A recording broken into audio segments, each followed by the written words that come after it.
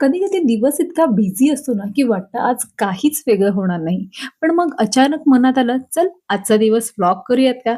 आणि मग काय, कॅमेरा ऑन केला, ट्रेन पकडली आणि सुरू झाला डे ऑफ माय लाईफ. मित्रांनो, मी ट्रेन पकडली आणि थेट निघाले दादर स्टेशनला. Because this is one of my favourite place. दादरला पोहोचल्यावर सगळ्यात आधी काय केलं माहितीये, भूक लागली होती यार खूपच.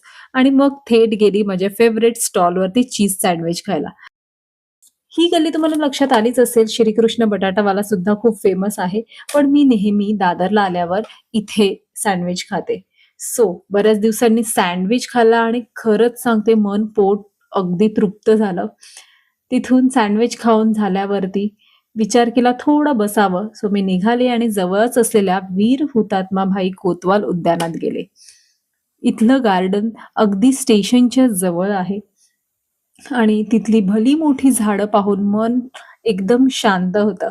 खरं सांगायचं तर निसर्गाच्या सानिध्यात राहिलं ना, की सगळी टेन्शन, सगळे विचार शांत होतात आणि मन अगदी प्रसन्न होतं. मी स्लाईस घेतला होता, तो प्यायले आणि अजून रिलॅक्स झाले. या गार्डनमधलं वातावरण खूपच मस्त होतं, खूप सायलेंट आणि खूप कम्फर्टिंग होतं. सो इथे मी थोडा वेळ फिरले, बसले आणि निघाले पुन्हा शॉपिंग करायला. गार्डनमध्ये बसल्यामुळे दिवसभराचा प्रवासाचा जो थकवा होता तो माझा निघून गेला होता. त्यामुळे मी विचार केला आज मस्त शॉपिंग करूया. सो खूप शॉपिंग केली, भरपूर भटकले आणि त्यानंतर मला लक्षात आलं, की अरे, आपण दादरची लस्सी तर प्यालीच नाही. सो मी गेले श्रीकृष्ण डेअरी फार्म येथे जे आहे नक्षत्र मॉलच्या समोर.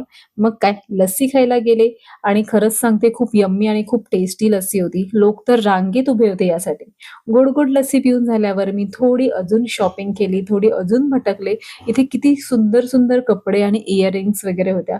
खरं सांगू तर मला एकटीला भटकायला खूप आवडतं. भटकून झाल्यावरती, बरेच शॉपिंग केल्यावरती मी पुन्हा प्रवासाला निघाले. ट्रेन पकडली आणि थेट निघाले विलेपार्लेला. कारण आज मला नाटक बघायचं होतं. मित्रांनो, तुम्हाला पण जर वाचायला वेळ मिळत नसेल, तर आठवड्यातून एकदा तरी नाटक बघायला जा. कारण ह्याने तुमचं माइंड रिफ्रेश होऊन जाईल. मी जे नाटक बघणार होते, त्याचं नाव आहे चिरंजीव परफेक्ट बिघडलाय, जे दिग्दर्शित केलेलं आहे विनोद रत्ना यांनी. तर नक्की तुम्ही सुद्धा हे नाटक बघायला जा. तुमचा दिवस बनून जाईल.